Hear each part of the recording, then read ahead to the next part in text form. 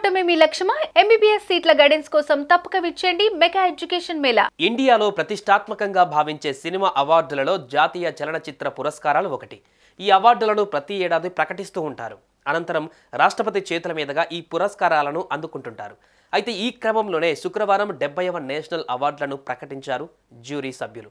ఇంతకు ఏ చిత్రం ఉత్తమ సినిమాగా నిలిచింది, బెస్ట్ యాక్టర్ ఎవరు, ఉత్తమ దర్శకుడు ఎవరు, ఇలా ఎవరెవరికి అవార్డులు వచ్చాయనే ఫుల్ డీటెయిల్స్ ఇప్పుడు చూద్దాం.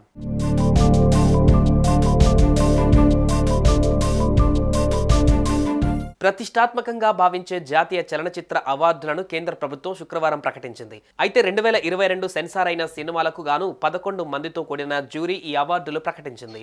ఇక తెలుగు చిత్ర పరిశ్రమ నుంచి ఉత్తమ తెలుగు సినిమాగా కార్తికేయ 2 అవార్డు గెలుచుకుంది.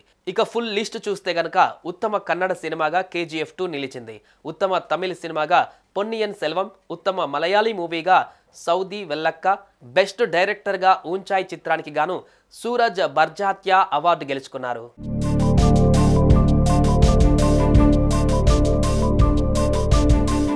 ఇవే కాకుండా బెస్ట్ ఫిల్మ్ గా మలయాళం సినిమా ఆర్టమ్ అవార్డును సొంతం చేసుకుంది.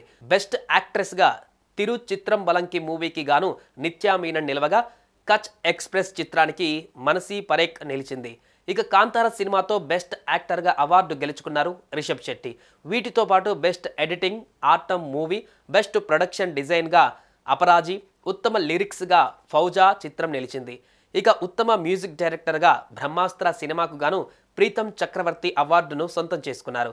బెస్ట్ యాక్షన్ కొరియోగ్రఫీగా KGF 2 నిలవగా, బెస్ట్ స్క్రీన్ ప్లే మూవీగా ఆర్టమ్ సినిమా నిలిచింది. ఇక తిరు చిత్రంబలం మూవీకి బెస్ట్ డ్యాన్స్ కొరియోగ్రఫీగా అవార్డు సొంతం చేసుకున్నారు మన జానీ మాస్టర్. ఇక మొత్తానికి అత్యధికంగా మలయాళం ఆర్టమ్ సినిమాకు 3 అవార్డులు రాగా, కన్నడ KGF 2కు 2 అవార్డులు వచ్చాయి.